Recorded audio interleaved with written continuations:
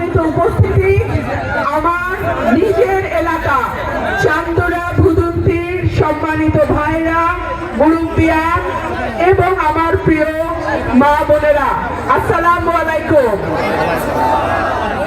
এই দুটো ইউনিয়ন চান্দুরা আর ভুদুন্তি আমার নিজের বাড়ি, আমার নিজের গ্রাম, আমার দাদা দাদির কবর। সুতরাং এখানে আমি ভোট যাব না, এখানের মানুষ তার ঘরের মেয়ে হিসেবে আমাকে ভোট দিবে।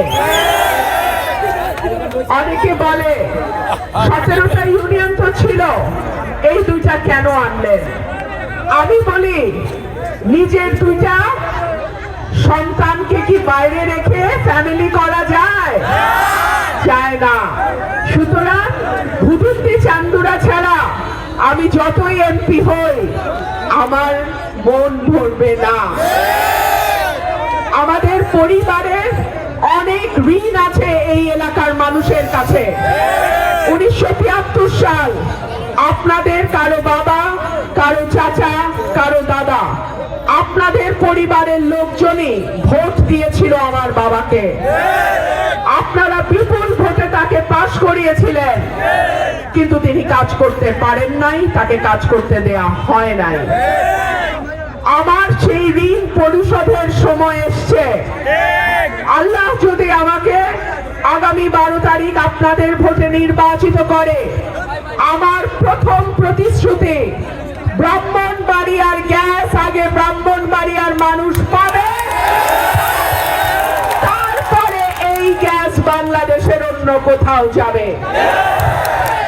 এই গ্যাস আনার জন্যে সংসদে কথা বলা, মন্ত্রণালয়ে কাজ করা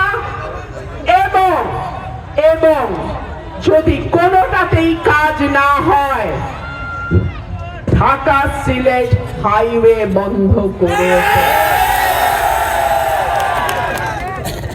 ব্রাহ্মণবাড়িয়ার গ্যাস আমার মা বোন, আমার পরিবারের সদস্য, আমার বাপ ভাই যারা আছেন, চাচারা আছেন, আপনাদের কাছে আগে ঢুকবে, তারপরে অন্য কোথাও যাবে। দুই, আমাদের রাস্তাঘাটের বেহাল দশা।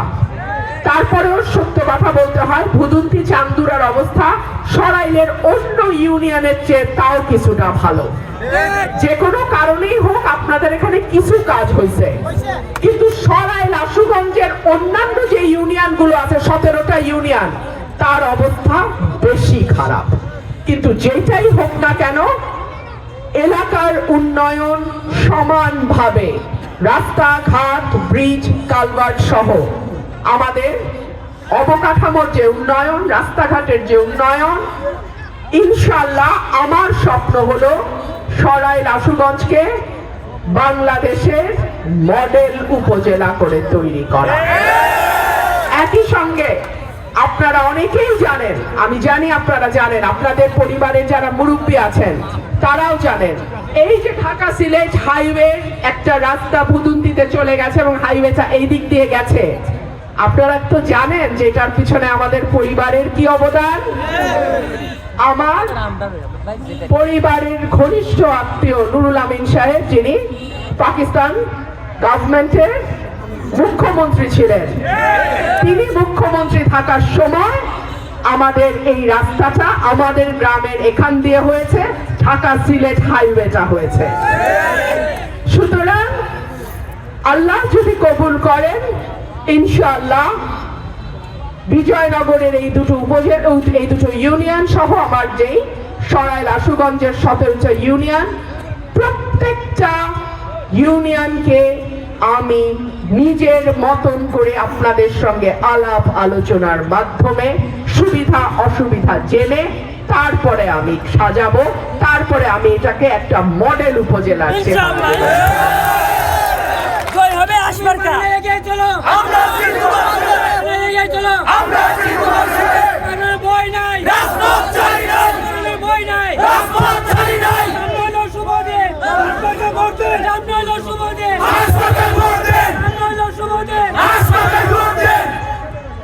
আমাদের সরাইল আশুগঞ্জ এবং বিশেষ করে ভুদুন্তি চান্দুরা অত্যন্ত বর্ধিষ্ণু এলাকা।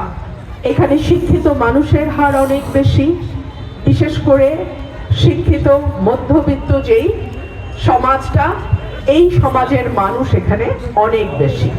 এবং আমাদের পরপরই সিলেট, অর্থাৎ এই রাস্তাটা অত্যন্ত গুরুত্বপূর্ণ। কিন্তু আপনারা দেখেছেন মানে 5ই অগস্টের পর যখন কাজ বন্ধ হয়ে গেল, তখন এই রাস্তাটাই হাইওয়েটার অবস্থা বেহাল অবস্থা, এবং এখন পর্যন্ত এইটাকে ঠিক করা যায় নাই। কাজের যে অগ্রগতি সেটা অত্যন্ত ধীর। ইনশাআল্লাহ আল্লাহ যদি নির্বাচনটা ভালোই হয়, পার করে, এমপি যদি হই, এই এলাকা বিশেষ করে এই মহাসড়কটা আমি নতুন করে সংস্কার করে এমন ভাবে করব যেটা আমি খুলনায় যেতে গিয়ে দেখেছি, আমি বরিশালে যখন গেছি তখন দেখেছি কি চমৎকার হাইওয়ে। আমাদের ঢাকা সিলেট হাইওয়ে হবে সেই রকম চমৎকার আন্তর্জাতিক মানের। আমাদের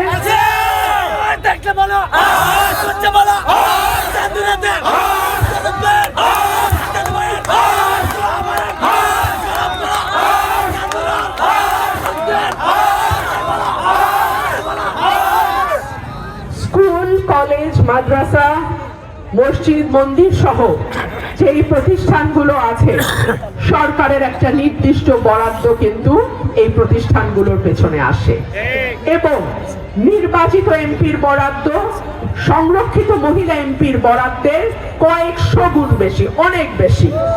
সো আল্লাহ যদি এবার আমাকে নির্বাচিত এমপি করে, আমি এই প্রতিষ্ঠানগুলোর উন্নয়ন কল্পে যা যা করা দরকার আমি সেগুলো পদক্ষেপ নেব।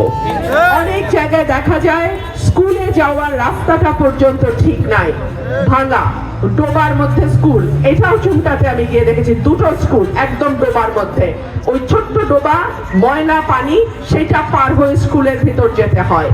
এইরকম যেন কোনো স্কুল কলেজের অবস্থা না থাকে, সেটা আমি দেখবো ইনশাআল্লাহ।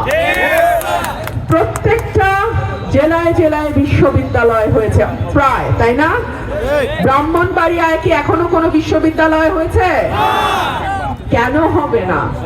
এত বড় বড় মানুষের জেলা ব্রাহ্মণবাড়িয়া, কত বিখ্যাত মানুষ এই ব্রাহ্মণবাড়িয়া জেলার সন্তান, তাহলে ব্রাহ্মণবাড়িয়ার প্রতি এই অবহেলা কেন? আল্লাহ যদি হুকুম করেন এমপি হতে পারি, ব্রাহ্মণবাড়িয়ায় বিশ্ববিদ্যালয় করবার একটা পরিকল্পনা আমি নেব।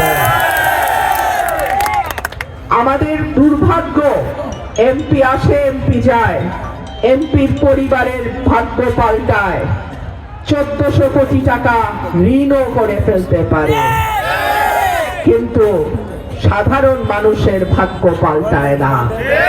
1400 কোটি টাকা ঋণ কখনো ছেলের নামে, কখনো বউয়ের নামে, বল খেলার মতন একবার এর হাতে একবার ওর হাতে যায়, মজাটা নেয় এমপি, কিন্তু এলাকার মানুষের ভাগ্য পরিবর্তন হয় না। ইনশাআল্লাহ আমার ব্যবসাও নাই, আপনাদের 10 জনের দোয়ায় ঋণও নাই।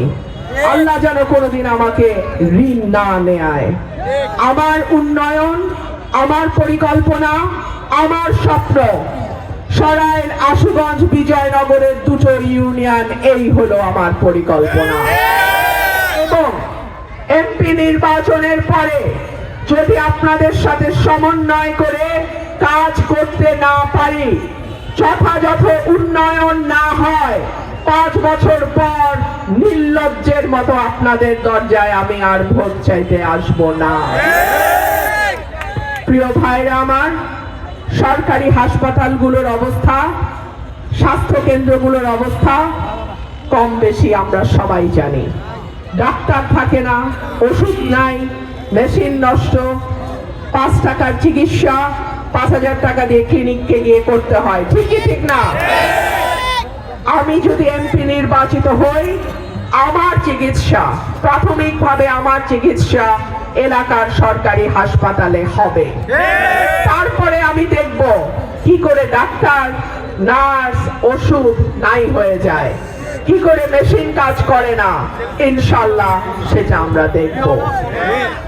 আমাদের এলাকার তরুণ এবং বেকার যেই ভাইরা আছেন, যুবক ভাইরা আছেন, সবার জন্য কিন্তু সরকারি চাকরির ব্যবস্থা হবে না, কারণ চাকরি অল্প, কিন্তু বেকার যুবকের সংখ্যা অনেক বেশি।